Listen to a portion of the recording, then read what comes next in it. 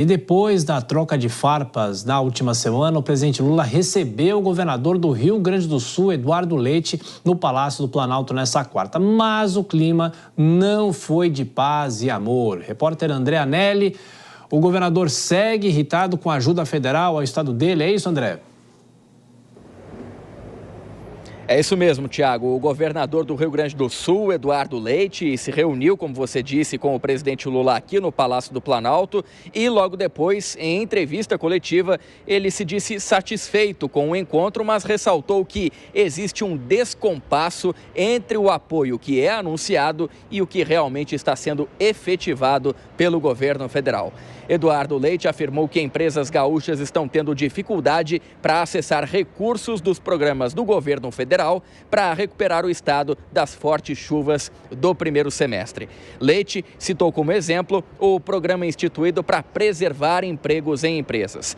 Ele afirmou que a iniciativa precisa passar por uma ampla remodelação de forma a se aproximar daquilo que foi feito durante a pandemia da Covid-19.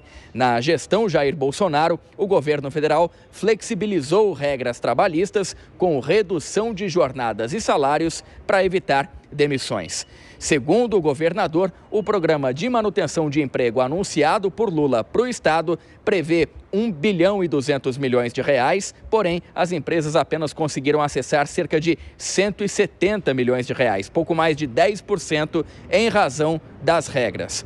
A reunião que debateu esse engessamento das iniciativas federais foi a primeira depois que Lula e Leite trocaram farpas, como você disse agora há pouco, né, Tiago, no Rio Grande do Sul. A gente relembra que na semana passada, Lula fez críticas ao governo do estado e à prefeitura de Porto Alegre, que, segundo ele, foram culpadas pela tragédia climática na região. O presidente também afirmou que Eduardo Leite reclamava demais e nunca estava satisfeito. No mesmo dia, o governador rebateu essas críticas quando afirmou que o povo gaúcho não é ingrato ao governo federal e que o papel do governador é demandar o chefe do poder aqui em Brasília. Hoje, logo depois desse encontro aqui no Palácio do Planalto, o governador reafirmou que não vai deixar de fazer críticas ao presidente e classificou essas divergências como algo normal. Tiago. É isso, então o governador esteve mais uma vez em Brasília nessa discussão com o presidente Lula. André Anelli acompanhou tudo, até mais tarde, André.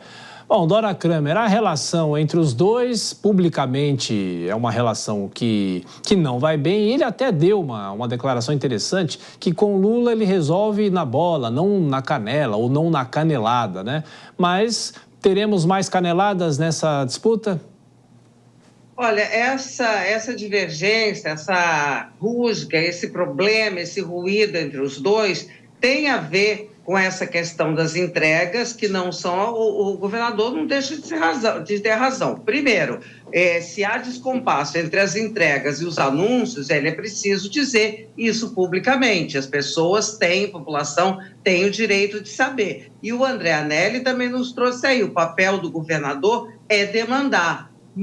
Não é papel do presidente fazer o que ele fez na semana passada, que ele disse lá no palanque, bom, primeiro que culpou o governo e a prefeitura, e depois disse, o governador deveria agradecer ao governo federal. Ora, o atendimento é uma obrigação do governo federal se a demanda for correta. E o anúncio, quando o anúncio é feito, pressupõe-se que o governo acha que a demanda é correta, portanto, deveria entregar. Mas tem mais um elemento aí nessa divergência, que é aquela indicação, estamos esquecidos, né? Da indicação do ministro extraordinário, nomeação do ministro extraordinário, Paulo Pimenta, para cuidar dos assuntos do Rio Grande do Sul, lá do governo federal, Rio Grande do Sul, lá, pela reclamação do governador, essa ponte não tem sido muito eficiente. E hoje em dia não vejo mais por que está lá o Paulo Pimenta, que é ministro da Comunicação,